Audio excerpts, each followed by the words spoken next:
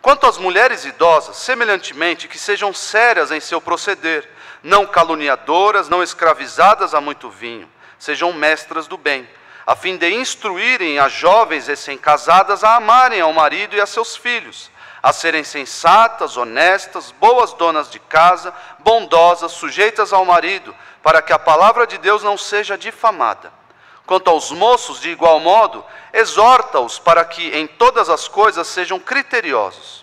Torna-te pessoalmente padrão de boas obras. No ensino, mostra integridade, reverência, linguagem sadia e irrepreensível, para que o adversário seja envergonhado, não tendo indignidade nenhuma que dizer a nosso respeito. Quanto aos servos, que sejam em tudo obedientes ao seu Senhor, dando-lhe motivo de satisfação. Não sejam respondões, não furtem, pelo contrário, deem prova de toda a fidelidade, a fim de ornarem em todas as coisas a doutrina de Deus, nosso Salvador. Por que eu insisti tanto que os irmãos olhassem para o texto? Porque, se os irmãos notaram, esse trecho está enquadrado. O que é um trecho enquadrado? Existe um recurso literário muito comum dos autores bíblicos, que é enquadrar um trecho, uma perícope, entre dois versículos que falam acerca de temas iguais ou parecidos. Se vocês notarem, o versículo 1 está falando de doutrina. Notaram aí no versículo 1? No versículo 10, qual é o assunto que ele termina falando? Também fala de doutrina. Antes de entrar na explicação do versículo 2, quem quiser ouvir a explicação do versículo 1, volte lá, temos na internet o sermão passado, eu expliquei, preguei só nesse versículo. Mas, se os irmãos notarem, ele colocou questões práticas dentro desse enquadramento, desse sanduíche. Então, uma parte em cima, temos uma parte embaixo. O que ele colocou no meio desse enquadramento? Questões de vida prática, questões de moralidade, questões de como os irmãos devem ser, o que os irmãos devem fazer. Mas o que a doutrina tem a ver com isso? Ele vai falar de coisas práticas. O que a doutrina tem a ver com isso? Tem tudo a ver. Tudo a ver. Nós reforçamos aqui. Não existe uma ortopraxia. O que é uma ortopraxia? Uma prática reta. Uma vida cristã sadia, reta, santificada. Não existe sem doutrina, sem ortodoxia. Não existe isso. Mas ele está lá naquela igreja que ensina uns negócios meio assim, assado, meio fora da Bíblia, mas ele faz as coisas certinho. É mentira. A pessoa pode ter uma aparência de andar certinho, mas aquilo para Deus não significa nada. Quem andava certinho nos tempos de Jesus? Quem era um espelho, um exemplo de ortopraxia? Os fariseus hipócritas. Por quê? Porque a doutrina deles era torta. Porque a doutrina deles não se baseava na palavra do Senhor e no novo evangelho que Jesus estava apresentando. Então, irmãos, a ortopraxia sempre é precedida pela ortodoxia, pela doutrina. Sempre. Não creiam os irmãos, eu vou seguindo aqui o caminho, fazendo o que eu acho que é certo, sem conhecer a doutrina muito bem. Você está enganado. Está enganando a si mesmo e pode estar enganando a outros. Quer ver um exemplo? Eu estava essa semana vendo... entrei lá na vida, Wikipedia, né? Wikipedia, daquele ator que um dos atores que fez o Homem-Aranha. Agora tem 3 Homens-Aranhas, né? E um dos atores lá é o Andrew Garfield. É o segundo Homem-Aranha. Os jovens aí devem saber de quem eu estou falando. E o Andrew Garfield, na minha opinião, ele é o melhor Homem-Aranha, tá? Minha opinião. Mas o Andrew Garfield, que fez o segundo Homem-Aranha, ele, lá nas questões pessoais, ele não se julgava como religioso até certo tempo, até conhecer Jesus. Eu falei, nossa, que bênção! Olha só, o rapaz conheceu Jesus, se tornou um crente. E aí, diz o artigo lá, que ele desenvolveu esse relacionamento com Jesus Cristo. Ele não se julga religioso, mas desenvolveu esse relacionamento com Jesus Cristo. E aí eu fui seguindo ali a leitura e descobri que esse jovem, tem a minha idade, defende a causa LGBTQIAXYZ. Não dá, irmãos, para você ter um relacionamento verdadeiro com Jesus, conhecê-lo com profundidade e defender coisas assim. E andar de modo tortuoso. Esse homem nunca conheceu Jesus Cristo. Nunca. Essa semana eu vi um pastor criticando, eu só vi a crítica do pastor, não vi o que ele estava criticando, né? Mas eu vi a crítica do pastor, inclusive acho que foi o Isaac Cristóvão que colocou lá. Se os irmãos não sabem, eu sigo todas as minhas ovelhas, viu? Estou de olho, hein? Estou de olho, eu só sigo ovelha, inclusive. No Instagram e Facebook eu só sigo ovelha, só tenho interesse em seguir vocês. E aí eu vi lá um pastor falando de alguns pseudo-evangélicos que foram numa festa aí de uma moça incrédula, que aconteceu coisas indizíveis. Indizíveis. Imoralidade, assim, de dar nojo na Babilônia. De dar nojo em pessoas de Sodoma e Gomorra. Mas estavam lá os evangélicos, eles não fizeram nada, mas estavam lá no meio, não sei para quê, mas estavam lá. Vejam, essas pessoas nunca conheceram a doutrina do Senhor Jesus Cristo, nunca. Por quê?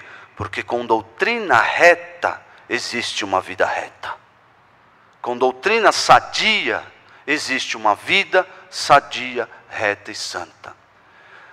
O apóstolo Paulo, nas suas cartas, Gálatas, Efésios, Colossenses, Filipenses, o apóstolo Paulo sempre, os irmãos dividirem a carta ao meio, vão ver que a primeira metade da carta é doutrina.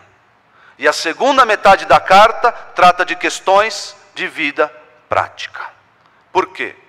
Porque a doutrina sempre precede a prática cristã sadia. Não adianta dizer, não, ele está lá fazendo as coisas, andando nos caminhos do Senhor, se essa pessoa não conhece quem é o Senhor. Não desenvolve um relacionamento real com o Senhor da doutrina. Aliás, John MacArthur diz o seguinte, que a má doutrina ela é tão perniciosa quanto o veneno. Como assim, pastor? Se você se alimenta de uma doutrina torta, de uma doutrina errada, crendo ser a doutrina certa, crendo ser uma boa doutrina, você está cometendo idolatria. Por quê? Porque você está criando na sua mente um Deus que não existe. Um Deus que não se revelou dessa forma. Quer um exemplo? Se eu creio que o Espírito Santo hoje se manifesta através de pessoas rolando no chão, gritando aos berros no culto a Deus, se eu creio nisso, eu acho que isso é sã doutrina, eu estou adorando um Deus que não existe. Por quê? Porque o Espírito Santo não se manifesta assim. Isso é idolatria. Então, meus irmãos, não quero mais me delongar nessa questão, mas isso deve estar dentro da nossa mente sempre. A doutrina, a sã doutrina do Senhor, sempre deve preceder a boa prática, a vida cristã sadia, madura. O que o apóstolo Paulo fez aqui é mostrar isso. Tu, porém, fala o que convém à sã doutrina. O que convém à sã doutrina? As questões práticas que você vai ensinar daqui para frente. E quando esses irmãos fizerem isso, quando você ensinar isso aos irmãos, e isso acontecer, o que vai acontecer na doutrina? a doutrina será ornada, será enfeitada. A prática, a boa prática dos irmãos vai enfeitar a sã doutrina.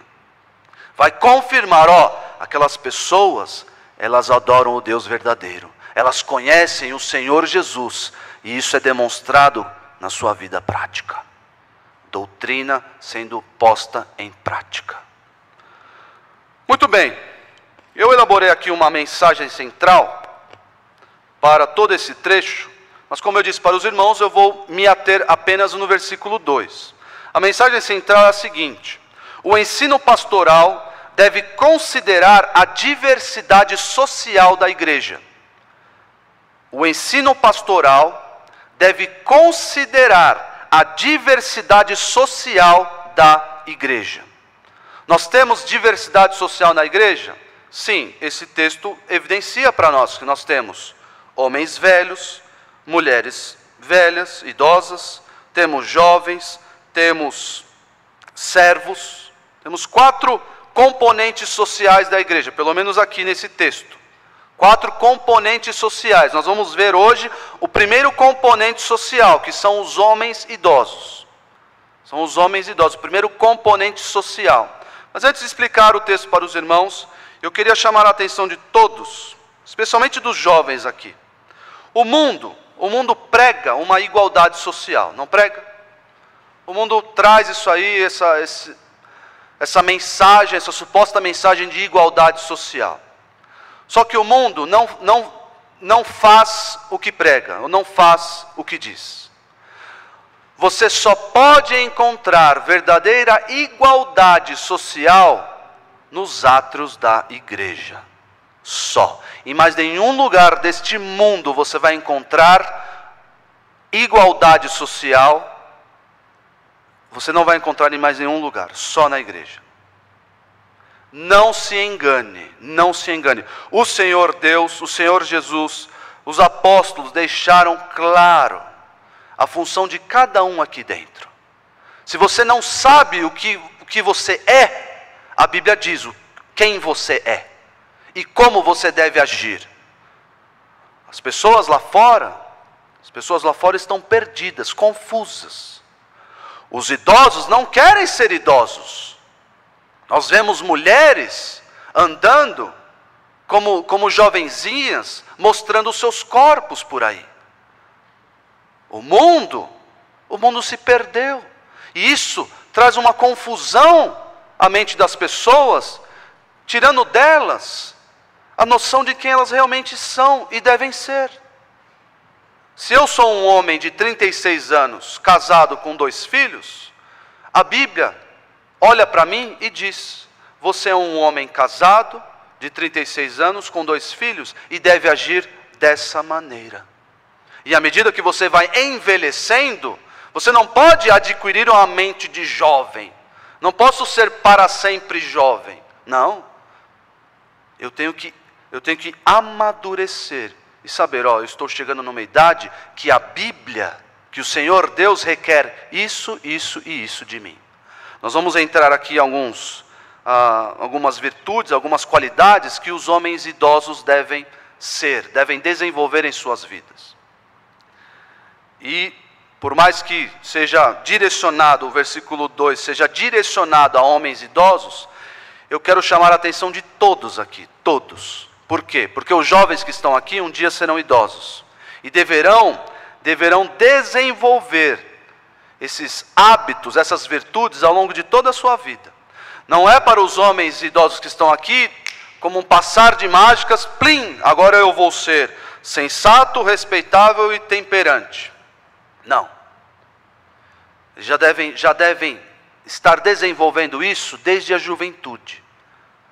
Bons hábitos ou maus hábitos levam anos para serem implementados. Hábitos como um todo. E bons hábitos são mais difíceis ainda. Vai implementar um bom hábito na sua vida. Vai implementar o hábito de acordar 6 da manhã e ir na academia. Fazer uma corrida. Eu vou fazer uma corrida de meia hora.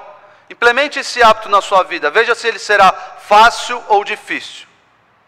No começo vai ser muito Difícil, muito penoso. Vou acordar 5 da manhã. Correr. O que eu estou fazendo na minha vida? Eu não aguento mais. Dia após dia, desenvolva esse hábito. Então, os irmãos, objetos do versículo, os homens idosos, vamos definir daqui a pouco quem são esses homens idosos. Mas, para serem temperantes, respeitáveis, sensatos, devem já cultivar isso desde a juventude. E as irmãs que estão aqui também não fogem. Está falando para homem, porque depois vai falar para as mulheres. Não fogem disso. Não fogem dessa definição, porque vai ter recomendações, claro, num sermão posterior, mas haverá recomendações para vocês também. Então vamos aqui definir o que é um homem idoso. Os irmãos podem olhar aí na sua Bíblia, no versículo 2, vocês vão ver quanto aos homens idosos, quem são os homens idosos? Se eu for perguntar para minha filha, eu já sou um homem idoso. Idoso e barrigudo. Ela faz questão de falar: papai, você é velho e barrigudo. Fala, menina. Mas segundo a Bíblia, quantos anos é esse homem idoso? Eu preciso me encaixar aqui ou não? Não sei. O apóstolo Paulo usa esse mesmo termo, presbites, que significa isso, velho, idoso. Mas quantos anos? É 70 anos? É 90 anos? É 50? É 36? Quantos anos? O apóstolo Paulo utiliza isso lá em Filemão 1:9. Na verdade, Filemão só tem um capítulo, então Filemão no versículo 9. Ele mesmo se auto-intitula velho. Ele diz assim: prefiro todavia solicitar em nome do amor, sendo que sou Paulo o velho. É a mesma palavra aqui de homens idosos. Aqui poderia ser traduzido quanto aos velhos. É a mesma palavra. E Paulo diz Paulo o velho. Então, considerando que o apóstolo Paulo morreu na faixa dos seus 60 anos, então já não é tão velho assim. O pessoal que estava achando, esse sermão aí é só para os velhinhos. Só para os velhinhos que estão lá com 80 anos. Não, já chegou mais para cá. Existe na literatura grega, em Hipócrates, esse termo sendo utilizado para senhores de 50 anos. Esse termo também é utilizado, e aí nós realmente não conseguimos saber a idade exatamente, mas Zacarias, pai de João Batista, estava falando, ele era considerado velho. Por quê? Porque ele não podia ter filhos, ele já era de alguma idade avançada e até então não tinha filhos. Sabemos que Isabel era estéril, mas não podia ter filhos. Então vamos considerar aqui a faixa dos 50 anos, tá bom? Vamos considerar aqui, quanto aos homens de 50 anos, Júlio já fez 50 anos, Júlio? Quase? 5 meses? Ih, rapaz, esses cabelos brancos aí, hein? O Júlio está bem, correu a São Silvestre. Então preste bem atenção, Júlio. Você tem 5 meses para implementar essas questões aqui na sua vida. 5 meses. Os jovens prestem mais atenção, porque tem um pouco mais de tempo. O Júlio só tem 5 meses. Pois bem, irmãos, vamos ver aqui, vamos caminhar e ver, antes de eu explicar cada virtude dessa, eu quero chamar a atenção dos irmãos para a importância dos velhos na Bíblia. Nós, talvez todos aqui já ouviram, né? Respeite os mais velhos. É um conselho que é dado aos jovens, respeite os mais velhos. E a Bíblia se importa muito com os velhos.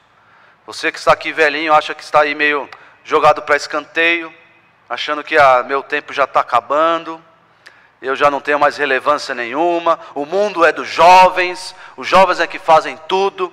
Você está enganado, porque segundo a Bíblia, os velhos são parte importantíssima da igreja e do povo de Deus como um todo. Veja aí na sua Bíblia, em Levítico 19:32, a importância dos velhos na Bíblia, dos idosos. Levítico 19:32, diz assim: diante das cãs. O que são cãs? O Júlio tem bastante. São os cabelos brancos aqui, que nascem. Daniel já tem cãs? Não, eu já tenho cãs, já. Tem uns fios brancos aqui. Diante das cãs te levantarás, e honrarás a presença do ancião, e temerás o teu Deus. Eu sou o Senhor. Vejam aqui como a Bíblia trata os idosos. O mundo faz o quê? O mundo tranca os idosos em casas de repouso, deixa eles obsoletos lá, ou diz para eles, se vocês não andarem, não forem como jovens, nós não vamos dar importância para vocês. Mas a Bíblia trata com um respeito altíssimo os velhos, os idosos. Provérbios 20 e 29. Provérbios 20 e 29. Diz assim: o ornato dos jovens é a sua força, e a beleza dos velhos as suas cãs. Por quê? Porque na cultura judaica, e na cultura em geral, na nossa cultura, talvez não tão atualizada, mas na cultura dos nossos pais, dos nossos avós, com as cãs vinha uma experiência, a pessoa era mais experimentada na vida. Isso não a tornava exatamente ou necessariamente sábia, mas pelo menos dava a ela uma posição de, essa pessoa ela viveu mais, então ela entende um pouco melhor da vida. Esse pelo menos era o andar natural das coisas. Os nossos avós parecia que viviam num mundo assim, em que à medida que você ia vivendo, você se tornava um pouco mais sabido das coisas. Você via, você quebrava a cara, você fazia experiências, isso não deu certo, aquilo deu certo, eu olhava a experiência dos outros, e ia compilando essa experiência toda, e isso dava a você um entendimento maior acerca da vida. Infelizmente isso tem se perdido, porque as pessoas, os velhos não são respeitáveis, logo não são procurados, não se dão ao respeito. Os velhos desprezam a idade que têm, desprezam a experiência que têm. Eles mesmos fazem isso consigo. Enquanto que a Bíblia os eleva a uma posição de respeito, uma posição de importância na igreja. E eu vou mostrar isso para os irmãos daqui a pouco. Veja aí 1 Timóteo 5:1. Olha como Timóteo deveria tratar o homem idoso. E Timóteo era um pastor. Timóteo era um jovem pastor. Tinha aí por volta dos seus 30 anos. Timóteo era um jovem pastor. Olha como ele deveria tratar os idosos. Não repreendas o idoso com aspereza, mas admoesta-o como a um pai. Respeite os idosos. Trate bem os idosos. E 1 de Pedro 5:5, para terminar esse argumento. 1 de Pedro 5:5. Jovens que estão aqui, prestem atenção nesse versículo. 1 de Pedro 5:5. Rogo igualmente aos jovens, sede submissos aos que são mais velhos. É óbvio, mais uma vez, reforço aqui, o tempo torna as pessoas idosas e não necessariamente sábias. A sabedoria nasce no temor do Senhor, nasce numa vida devota a Deus, e o tempo vai ajudar com que isso se desenvolva e se exercite. E a pessoa seja aperfeiçoada no conhecimento do Senhor e cresça.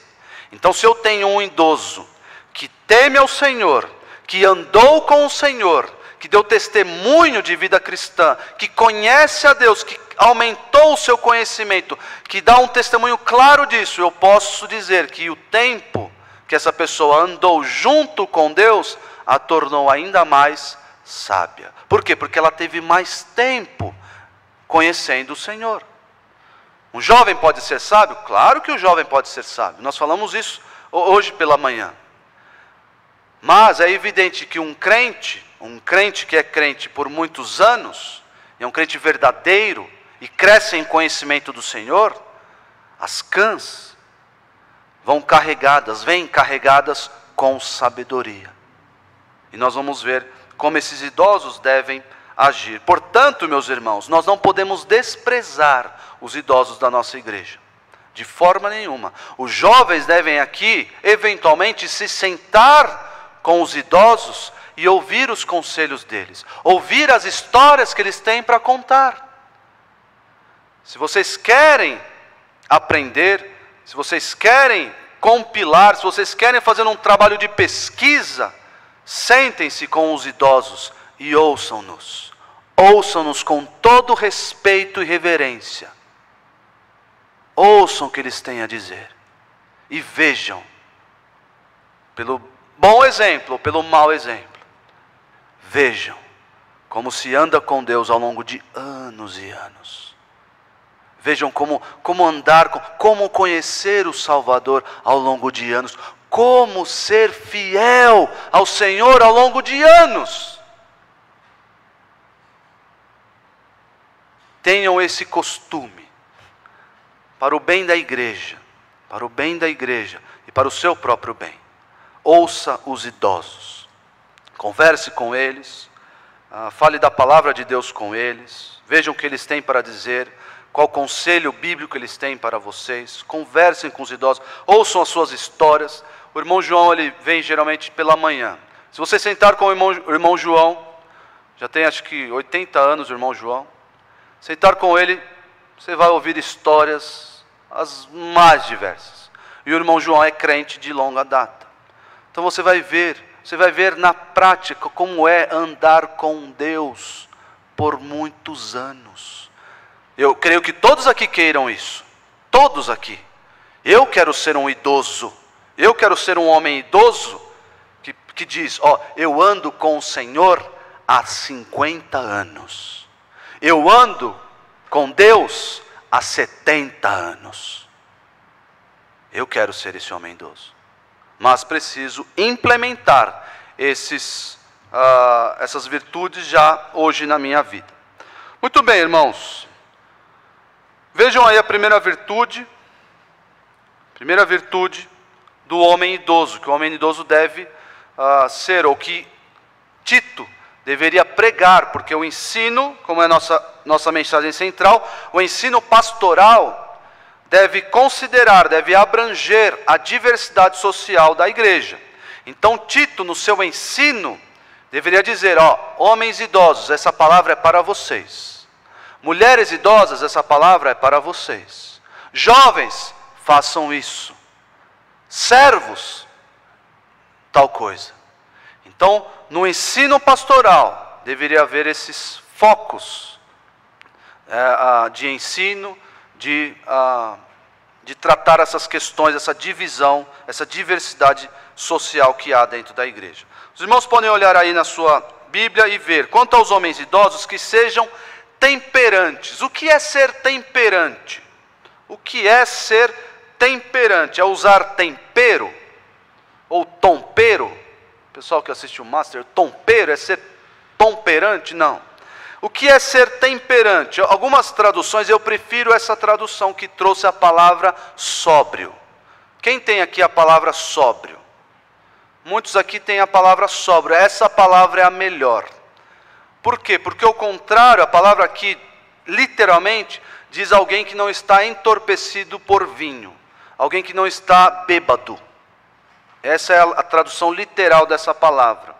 Então o temperante acho que é algo muito abrangente. O sóbrio traz uma ideia mais focalizada. É a pessoa que não é dada a paixões. Pessoa que não é dada a excessos. É um homem idoso que sabe controlar as suas paixões. É um homem idoso que aprendeu, ou com o mau exemplo dado por si, ou melhor, com o exemplo dado pelos outros. É um homem que aprendeu que certas condutas, certos vícios vão resultar naquele efeito. Então eu não vou por esse caminho. Não vou de forma nenhuma andar nessa trilha, porque eu aprendi que se eu Se eu durante a juventude me entregar à devassidão, o que vai acontecer? Em breve.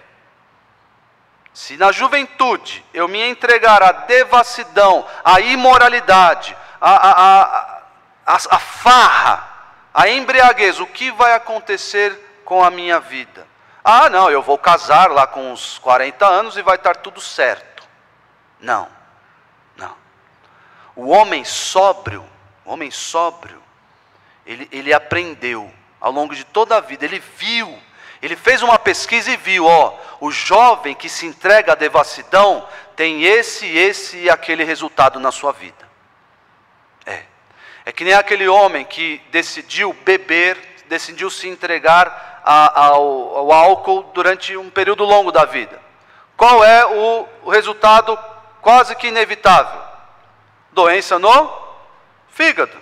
Pode ser cirrose, pode ser câncer. Desenvolver a doença no fígado, porque o fígado não aguenta 50 anos na bebida. A pessoa que se entregou ao cigarro e ao tabagismo por muitos anos na sua vida, qual é o resultado? O resultado é problemas de saúde, no pulmão, provavelmente.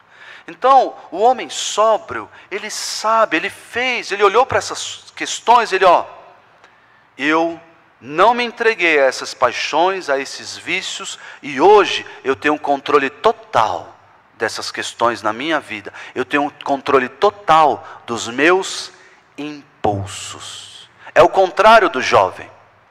O contrário do jovem sem Deus.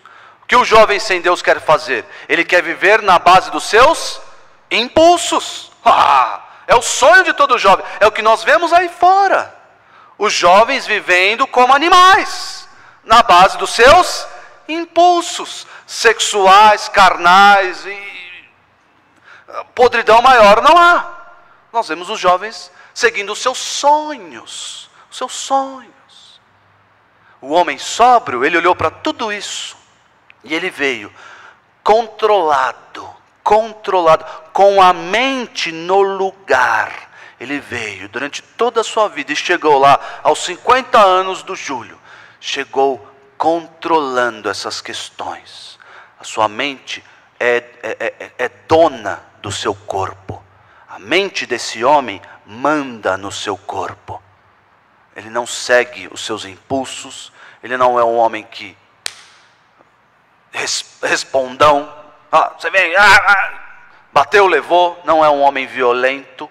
Não, porque ele tem controle de todas essas coisas. Ele aprendeu a ser sóbrio, temperante.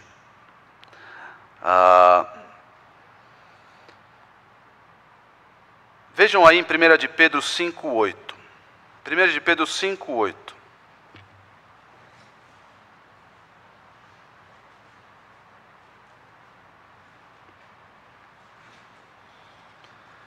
Vejam aí 1 de Pedro 5,8, diz o seguinte: sede sóbrios e vigilantes. Ok, é uma recomendação muito boa, não é? Mas existe um objetivo importante aqui, porque eu devo ser sóbrio e vigilante. O diabo, vosso adversário, anda em derredor, como o leão que ruge, procurando alguém para devorar. Se eu sei que o diabo quer a minha vida, que o diabo quer me matar, se eu como jovem que estou aqui, sei que existe um inimigo tão poderoso e tão feroz querendo me tragar, eu vou me entregar à devassidão? Eu vou me entregar à embriaguez? Eu vou me entregar aos meus impulsos? De forma nenhuma. De forma nenhuma. Eu vou me portar como um verdadeiro soldado vigilante, sóbrio, os olhos bem abertos e fitos na palavra de Deus e no seu propósito. Eu não vou adormecer. Eu não vou brincar com o pecado. O homem temperante, ele não brinca com o pecado. Por quê? Porque ele sabe as consequências desastrosas de se brincar com o pecado e de alimentá-lo na própria vida. É aquela velha história, né? Quando nós falamos para os jovens acerca dos entorpecentes, das drogas, que nunca haja na sua vida, com relação às drogas, a primeira vez. Nunca. Nunca. Por quê? Havendo a primeira vez, haverá a segunda, a terceira. E isso vai controlar você. O homem sóbrio, nada o controla. Nada fora dele o controla. Nada dentro do seu coração o controla. Quem controla o homem sóbrio? A sua mente, moldada e cheia do Espírito Santo e da sua palavra. É assim que age o homem sóbrio. Por quê? Porque ele sabe desse adversário, desse inimigo feroz que quer nos tragar. Segunda virtude que o homem idoso deve desenvolver em sua vida: respeitabilidade. Se você olhar aí na sua Bíblia, está escrito: quanto aos homens idosos, que sejam temperantes, respeitáveis. O que é ser respeitável? O mundo perdeu a noção acerca disso. O mundo já não sabe mais o que é alguém respeitável. Por quê? Como eu disse para vocês, os idosos estão desprezando a própria idade. Os idosos estão se entregando às chocarrices, à irreverência. Os idosos estão fazendo isso, achando engraçado, para o mundo aplaudir e rir deles, enquanto eles deveriam desenvolver uma postura, um comportamento em que as pessoas olhassem e falassem: diante daquele homem eu não faço piadinhas de duplo sentido, diante daquele homem eu não toco em assuntos desrespeitosos, na presença daquele homem eu não faço isso. Por quê? Porque ele é respeitável. É assim que o crente, o homem idoso, deve ser: respeitável. Não fica de brincadeiras, brincadeiras de duplo sentido, não fica fazendo essas coisas. É um homem, tudo bem, não estou dizendo aqui que é um homem chato, não é isso. Um homem que usa uma Bíblia grande, quando ele passa, os jovens até abaixam a cabeça. Não é esse homem que eu estou dizendo que ele é, não. Mas é um homem que não é irreverente com as coisas sérias da vida. Esse é um homem respeitável. Por quê? Porque ele passou pela vida e viu que existem coisas engraçadas, que podem ser alvo de piadas, de brincadeiras, sim, mas ele viu que existe na vida coisas sérias. Quer ver um exemplo? O mundo zomba do casamento. O mundo zomba do casamento. Não só no modo de tratá-lo, mas quando se refere ao casamento. Pergunte a alguém do mundo, os jovens namorados que estão aqui, pergunte a alguém do mundo se você deve casar. O mundo vai rir da sua cara. Vai falar que você está louco, que não deve casar, que não deve viver uma vida monogâmica. O mundo vai rir de você. Por quê? Porque o mundo trata a coisa séria com irreverência, como chocarrice. O mundo faz isso. Mas o crente respeitável, se você chegar a um homem idoso respeitável e perguntar para ele sobre o casamento, ele vai tratar esse assunto com toda seriedade que esse assunto requer. Não vai fazer piadinhas. A patroa está ligando aí, né? É complicado, né? Não. São questões sérias. A mulher deve ser submissa ao homem. O homem deve amar a sua mulher e se sacrificar por ela. São questões sérias. Não devem ser alvos de piadinhas. O apóstolo Paulo fala que nós não podemos sequer fazer menção nas nossas brincadeiras de imoralidade sexual. O que o mundo faz? Vá você, ou pegue na internet um esse show de stand-up comedy. Já viram? Agora está na moda. Stand-up comedy. Vá a um show desses comediantes que ficam lá no palco, lá contando coisas para as pessoas rirem. Vá. Vê se você encontra um desses comediantes que não faça uma piada com imoralidade sexual. É impossível É impossível você achar um desses homens do mundo não tratarem esse assunto com leviandade, trazendo ali para a sua mesa de piadas. Mas segundo o apóstolo Paulo, esse assunto deve ser da maior respeitabilidade entre nós. Nós não podemos sequer fazer menção de imoralidade sexual entre nós.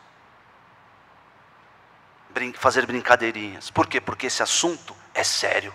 E o homem respeitável, ele trata esses assuntos com seriedade. Ao contrário do jovem. Ao contrário do jovem. O jovem ainda está aprendendo. Ainda está caminhando esse assunto. Alguém deve chegar, um homem idoso, respeitável, deve chegar para ele, certa vez, os mais antigos aqui devem lembrar. Eu pisei na bola feio. Teve amigo secreto, e eu pedia no amigo secreto aqui da igreja, eu pedi de presente uma camisa na época chamava Big Johnson. E eram camisas de cunho de duplo sentido, de cunho imoral e de duplo sentido. Eu não sabia, porque estava tudo escrito em inglês, mas achava legal lá, os desenhos e tudo mais. Eu não sabia que estava escrito, e achava legal. E eu pedi essas camisas de amigo secreto. E eu ganhei. A pessoa foi lá e comprou e me deu. E eu vim com uma camisa dessa na igreja. E eu vim aqui, estava aqui desfilando com a minha camiseta nova. E um homem respeitável chegou para mim, era o diácono da igreja. Um homem respeitável chegou para mim e disse: "Você sabe o que está escrito aí?" Eu falei: "Não sei, acho que é só legal a camisa e tal." Ele tratou sobre esse assunto com a maior seriedade comigo. E me disse: se eu fosse você, eu jogava essa camisa fora. Fora, porque esse assunto não pode ser alvo de brincadeiras, de piadas. Não pode ser legal. E eu ouvi, graças a Deus eu ouvi a palavra daquele homem respeitável, que trata a coisa séria como coisa séria. Não brinca com essas coisas. Vejam aí Romanos 12:3. Romanos 12:3.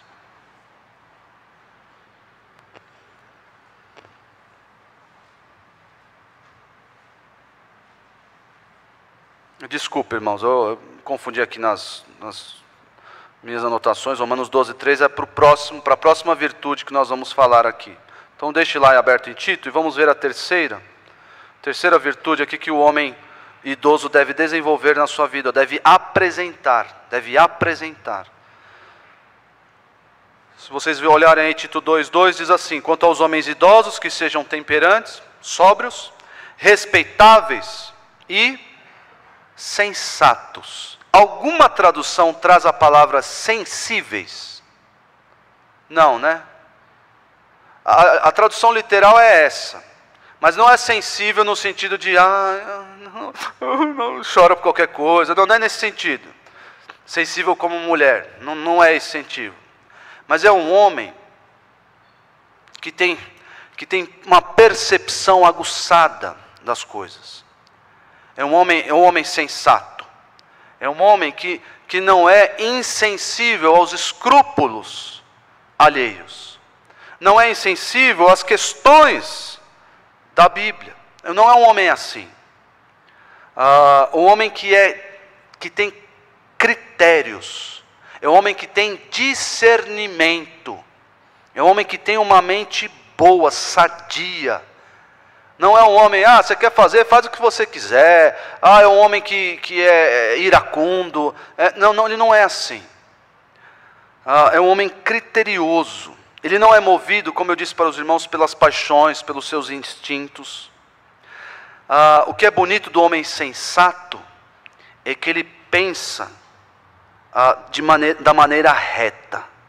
É o homem que ao longo da sua vida se apegou à verdade e não negociou os seus princípios. Esse é um homem sensato. Ele não negocia os seus princípios. E os seus princípios são os da palavra de Deus. O homem sensato não negocia os seus princípios. Ele pega esses princípios e não os larga de forma nenhuma. Esse é o homem sensato, com a mente clara, o que a Bíblia diz está contra o que eu desejo? Sim. Então eu vou seguir o que a Bíblia diz. Esse caminho vai contra os caminhos do Senhor? Então eu vou contra esse caminho. Eu não vou seguir neste caminho. É um homem sensato. Para ele, as coisas são muito claras. As questões de fé, as questões bíblicas são muito claras. Não existe região turva. Não.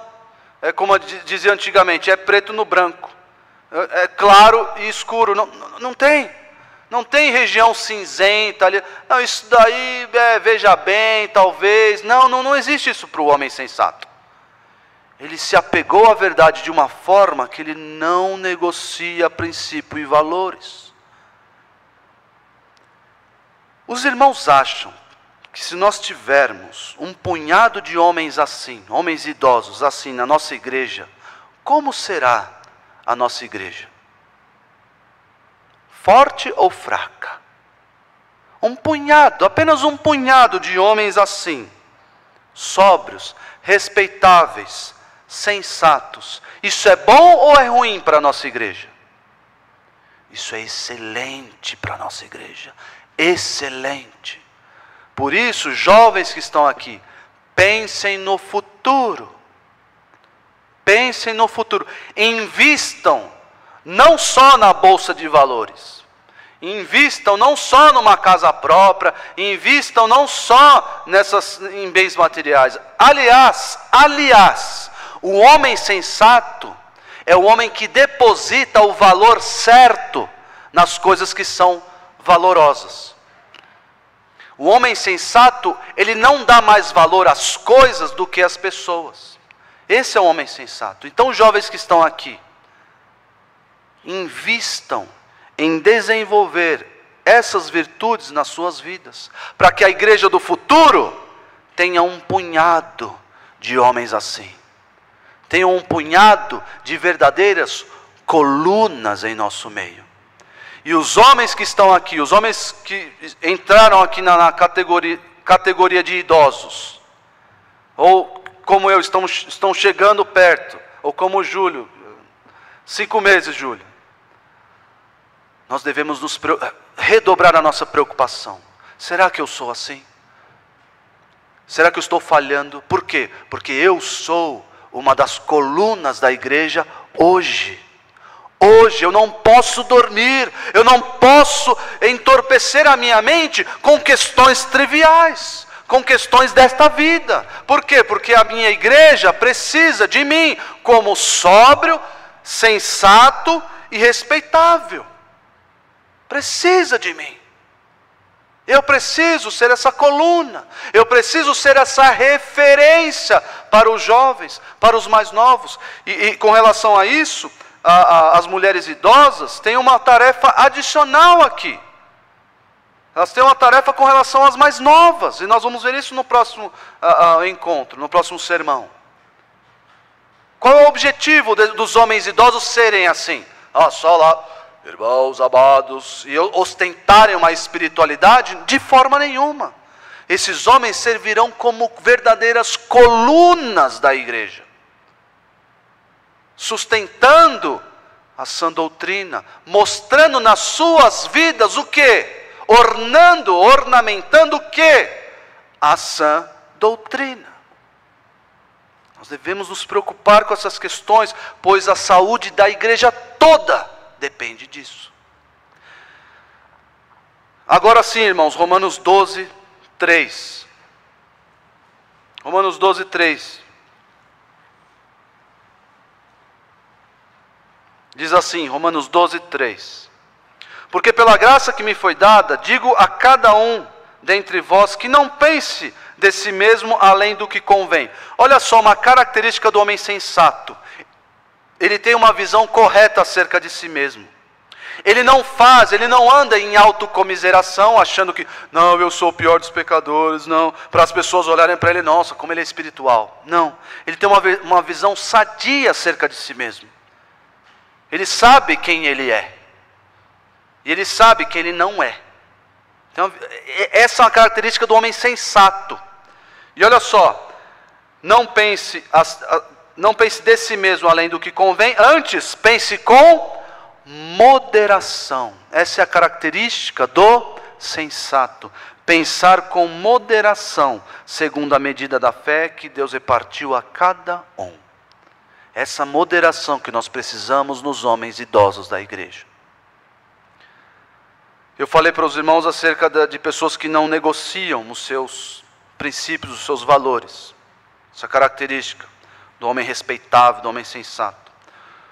Mas isso pode acontecer com os jovens. E aconteceu com um jovem, o jovem José. O jovem José foi seduzido pela esposa do seu senhor. Quem não conhece a história, veja lá em Gênesis. José era escravo, foi vendido como escravo ao Egito. E por sua habilidade, obviamente por favor de Deus, ele serviu ali na casa de Potifar, que era um dos generais no Egito. E ele foi seduzido, certa vez foi seduzido pela mulher de Potifar, que queria deitar-se com ele. Porém, José temia o Senhor. O que José fez? Saiu correndo. Ele agiu com sensatez. O Senhor Jesus, nosso mestre, foi tentado no deserto. Foi tentado no deserto. Satanás ofereceu ao Senhor Jesus todos os reinos do mundo, por um simples ato. Por um simples ato. Veja aqui, olha aqui os reinos deste mundo, eu vou te dar, se você apenas se ajoelhar, se prostrar e me adorar. É tão simples, é tão barato, isso é tão barato. Venda o seu princípio e você vai poder reinar sobre tudo isso daqui. O que Jesus fez? Não, Satanás. Somente ao Senhor é que nós devemos adorar. Só Ele. Jesus não se vendeu. José não se vendeu. O homem sensato também não vende os seus princípios. E muito bem, irmãos, existem aí, agora, caminhando para o final, preciso explicar esse pedaço para os irmãos, esse trecho, porque o versículo não terminou. Existe aqui uma sequência, né, de virtudes que o homem deve. Essa primeira sequência de 3 virtudes, agora são 3 outras virtudes que envolve aí a saúde do homem idoso. E não é saúde física. Não está falando do colesterol, viu, Daniel? Eu tenho que controlar o colesterol. Tem colesterol alto? Não, né? Eu tenho colesterol alto. Não está falando do colesterol. Não está falando da saúde física, mas está falando da saúde espiritual. Da saúde, inclusive, doutrinária desse homem. Os irmãos vão acompanhar aí. Tito, quando você pregar aos homens idosos, fala para eles, para que eles sejam saudáveis. Saudáveis em que sentido? Em que área eles devem ser saudáveis? Veja aí no texto. Que eles sejam sadios na fé, no amor e na constância. O que é ser sadio na fé? O que é ser sadio na fé? É uma pessoa que tem muita fé? É uma pessoa que tem muita confiança em Deus? Não. Se os irmãos notarem no versículo 13 do primeiro capítulo, só virar a página e olhar para cima. Paulo estava dizendo a Tito, você precisa exortar os homens que estão aí, os enganadores, que estão se envolvendo com questões torpes, com questões erradas, pervertendo casas inteiras. Você deve tapar a boca dessas pessoas, desses homens, e você deve exortá-los, repreendê-los, para que eles sejam o quê? Versículo 13. Portanto, repreende-os severamente para que sejam sadios na fé. O que é ser sadio na fé? É não ensinar a mentira. O que é ser sadio na fé? É ter uma boa doutrina. Isso é ser sadio na fé. Não é, eu sou sadio na fé porque eu creio bastante. Porque eu creio e as coisas acontecem. Não tem nada a ver. A pessoa sadia na fé, ela tem uma doutrina saudável. Ela conhece a palavra de Deus. ela leu a Bíblia várias vezes ao longo da sua vida, e conhece o Senhor, e conhece os seus mandamentos, e conhece as Sagradas Escrituras. Isso é ser sadio na fé. É você entender, compreender o texto bíblico e conseguir aplicá-lo em sua vida. O que a Bíblia diz aqui é para essas circunstâncias. É você ter uma visão, você ter discernimento bíblico correto para aplicá-lo à sua vida. É você conhecer doutrina? É conhecer doutrina. Eu mostrei para os irmãos esse texto, esse trecho está enquadrado, emoldurado em 2 versículos que falam de doutrina. Isso é ser sadio na fé. O homem sadio na fé, ele não distorce a sã doutrina. Parece que com o passar dos anos, nós nos tornamos mais astutos. E isso é muito recorrente em gabinetes pastorais. Muito. O pastor recebe a pessoa para exortar, para corrigir, e o que aquela pessoa faz? A mesma obra de Satanás, ela usa o texto para justificar os seus erros. Já fizeram isso? Já fizeram isso? Alguns estão assim, outros estão assim. É bom os que fizeram se arrependerem. Se arrepender já. Por quê? É muito comum isso acontecer. Eu me divorciei e quero casar de novo. A Bíblia deixa? Deixa. Está escrito lá, tranquilo. E aí pega o texto, distorce e autoriza o meu pecado. Deus quer que você seja feliz. Então vá ser feliz. Se divorcie da sua esposa. Não há mais amor. Pega o texto e torce o texto. O homem sadio da fé, ele não faz isso. É o que eu disse para vocês. Ele compara a sua vida com a palavra.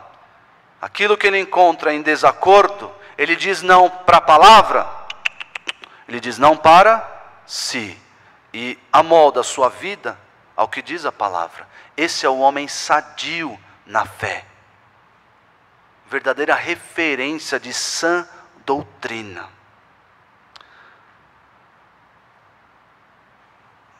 Segunda parte em que o homem idoso deve ser sadio, saudável, no amor.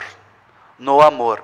É comum, infelizmente, com o passar dos anos, nós nos tornarmos amargos. Já conheceram assim idosos amargos?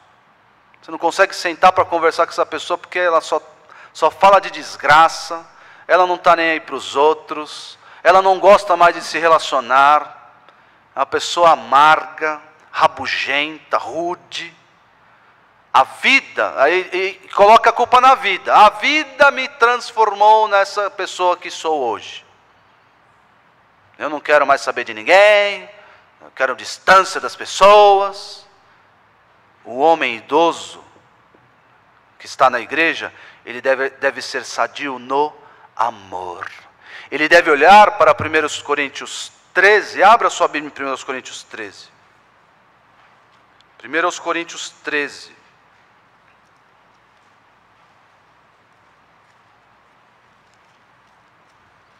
Olha só como o amor se desenvolve na vida de alguém que é sadio no amor. O amor não endurece as pessoas. As dificuldades da vida, quando alguém é sadio no amor, as dificuldades não endurecem essa pessoa. Pelo contrário, ela vai pegar essas dificuldades e vai transformá-las em experiências que beneficiam outras pessoas. Vou pegar agora, eu passei por isso, por esse luto. Eu vou me aproximar mais dos jovens e ensiná-los a passar pelo luto. Eu passei por esse desemprego, muitos anos passando necessidade. Eu vou pegar isso e transformar, fazer isso redundar em bem para a igreja. Porque olha só como é o amor verdadeiro. O amor, segundo 1 Coríntios 13, no versículo 4, o amor é paciente. Você desenvolve paciência do dia para a noite? Desenvolve. Exercita a paz, nasce com paciência. Pronto, agora eu sou uma pessoa paciente. Não, isso envolve longo processo. O amor é paciente, ele é bondoso, ele não arde em ciúmes, ele não se ufana, não se ensoberbece. O homem idoso, ele não é orgulhoso. Por quê? Porque ele é sadio no amor. E o amor, ele olha para o outro e não para si mesmo. É assim que o amor se mostra. O amor não se conduz inconvenientemente, não procura os seus interesses. Uma pessoa saudável no amor está sempre procurando os interesses dos outros. É assim que age um homem idoso, sadio no amor. O amor tudo sofre, tudo crê, tudo espera. Vem as dificuldades, vem os problemas de relacionamento, vem as brigas. O amor não acaba, o amor suporta tudo isso. O homem idoso que está contribuindo com a igreja, ele suporta tudo isso em nome do amor. Por quê? Para esse homem, o amor não é um sentimento. O amor é um princípio a ser seguido, é um valor a ser defendido. Não é uma emoção. Esse homem sadio no amor, ele ama com a sua vontade e não com as suas emoções. E nada o demove dessa posição de amar os irmãos. É o irmão que é sadio no amor. E por fim, ele deve ser sadio na constância. Deve ser sadio na constância. O que é isso? O que é isso? São pessoas que perduram por anos e anos e anos, firmes, inabaláveis no caminho do Senhor. Nós precisamos de pessoas assim no nosso meio para olhar, para ver e dizer, é possível caminhar com Deus no meio das tribulações e permanecer de pé. Por quê? Porque eu conheço um irmão assim na nossa igreja. Eu conheço um irmão que anda desse modo na nossa igreja. Nós aqui cremos, à luz da palavra de Deus, cremos que a Bíblia não permite o recasamento. Nós cremos aqui que a Bíblia não permite, em hipótese alguma, o segundo casamento. Nós cremos, à luz da palavra de Deus, vários textos que ensinam isso. Mas é muito difícil, especialmente num mundo em que você pega e distorce a palavra de Deus com facilidade, vem de, não, mas aqui pode, aqui... Muito difícil, num mundo como esse, mundo de evangélicos inclusive, que você vem com essas histórias, Deus quer que você seja feliz e tudo mais. Difícil você encontrar colunas, figuras que seguem esses princípios. Mas eu creio que não só porque eu ensino e creio que diz a palavra, eu creio porque eu vejo. Eu conheço pessoas que se divorciaram por causa das circunstâncias, se divorciaram de seus cônjuges e se mantiveram com uma vida reta, santa, sem casar novamente. Por quê? Porque creem nesse princípio bíblico. São pessoas que são sadias na constância. Não, eu vou vender meu princípio agora aqui e mas aí depois tudo se resolve, aí depois a vida, depois eu me arrependo. Tudo se resolve. A pessoa ela é constante, ela não muda. Ela é uma coluna que não tem alteração. A Bíblia disse, eu vou obedecer. E a pessoa mostra isso ao longo dos anos. Então os homens idosos que estão aqui devem dar testemunho de fidelidade, de constância nos caminhos do Senhor. Não podem, eu vou trilhar essa senda tortuosa por um tempo, depois eu volto, e vai assim, brincando de ser cristão. O homem idoso, prefigurado aqui por pelo apóstolo Paulo em Tito, ele não brinca de ser cristão. Ele é cristão todos os dias e é sadio, saudável na constância. Jó foi um homem que passou por muitas agruras. Muitas agruras. E depois nós não sabemos quanto tempo exatamente Jó passou na sua penúria. Foi 1 ano, 2 anos, 50 anos, nós não sabemos. Mas nós temos o testemunho de Jó, lá em Jó 42:5. Nós temos o testemunho de Jó que passou por poucos bocados, como dizem alguns aí. E ele diz o seguinte, e os homens que estão aqui, os homens idosos, devem dizer o mesmo que Jó. Ele diz o seguinte: eu te conhecia só de ouvir, mas agora os meus olhos te veem, firme na constância.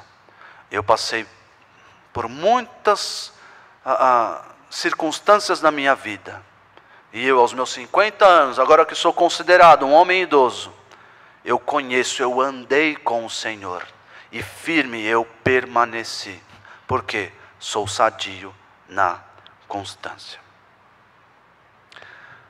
Muitos dizem que os jovens são os motores da igreja, porque tem muita energia, muita disposição para trabalhar, para fazer as coisas acontecerem. Isso é verdade. Muitos jovens aqui trabalham aqui na igreja, trabalham no departamento infantil, estão aqui movendo aí a igreja, os programas que a igreja oferece. Mas nem só de motor vive um carro ou vive uma estrutura. Nós precisamos também de colunas. Nós precisamos de colunas. E quem serão essas colunas? Os homens e as mulheres idosas da igreja. Colunas que nós podemos olhar, podemos ver de longe e falar: eu quero ser como aquela pessoa. Por quê? Aquele homem, ele é sóbrio, respeitoso, sensato, sadio, na fé, no amor e na constância. Verdadeiras colunas que mantêm a igreja em pé. A Bíblia trata muito bem os idosos, os velhinhos da igreja. Trata muito bem, com muito respeito. Abra sua Bíblia no Salmo 71. Salmo 71, 17, diz assim: os idosos que estão aqui têm uma missão, têm um objetivo muito importante, dado pela própria palavra de Deus. Vocês não estão obsoletos, não se sinta obsoleto, jogado para escanteio, não. Os jovens podem sim ser o motor da igreja, mas vocês devem ser colunas. E tem um objetivo claro dado pela palavra de Deus. Veja aí Salmo 71. 71, 17. Tu tens ensinado, ó Deus, desde a minha mocidade, e até agora tenho anunciado as tuas maravilhas. Não me desampares, pois, ó Deus, até a minha velhice e as cãs, até que eu tenha declarado à presente geração a tua força e as vindouras, o teu poder. Com esse testemunho, você pode muito influenciar os jovens desta geração. Dando esse testemunho de Tito 2:2. Vejam o Salmo 92. Salmo 92. Não ache que os seus dias estão chegando ao fim, eu já não tenho tanto gás para dar. Você tem uma função especial na igreja, homem idoso. Especial. Você tem um lugar e uma função especial, imprescindível na igreja. Não ache que eu vou sentar aqui, encostar aqui e esperar a morte chegar. Não faça isso. Veja aí Salmo 92, 12. O justo florescerá como a palmeira, crescerá como o cedro do Líbano. Plantados na casa do Senhor, florescerão nos átrios do nosso Deus. Na velhice darão ainda frutos, serão cheios de seiva e de verdor, para anunciar que o Senhor é reto. Ele é a minha rocha e nele não há injustiça. Você, idoso, você tem o poder de influenciar as gerações com o seu testemunho, com as suas palavras. Faça isso. Essa é a sua responsabilidade, essa é a sua função dentro da diversidade social que há na igreja. E se respeitarmos essa diversidade social, a igreja vai funcionar como um verdadeiro céu. Céu que o mundo tanto deseja com a sua igualdade social, mas que nós podemos experimentar aqui dentro, em comunhão com os nossos irmãos, cada um na sua função, agindo conforme a palavra de Deus. E por fim, quero que você mantenha em mente a mesma, e possa dizer no final da sua vida, possa dizer como o apóstolo Paulo, o velho, o apóstolo Paulo que se designou como velho, estava preso, não foi liberto depois, ficou preso, mas disse na segunda carta ao Timóteo: eu, Paulo, o velho, combati o bom combate, completei a carreira e guardei a fé. Eu espero que todos aqui, no final das suas vidas, possam dizer isso. Possam dizer isso com grande satisfação. Mas para isso, apliquem, implementem as virtudes de Tito 2:2. Vamos orar. Senhor Deus, muito obrigado pela beleza da Tua igreja. Porque aqui temos jovens, temos idosos, temos mulheres, homens, servos, empregados, temos empregadores, temos ricos, pobres. Obrigado, Deus, por essa beleza, porque aqui essas diferenças não nos distanciam, mas pelo contrário, nos aproximam.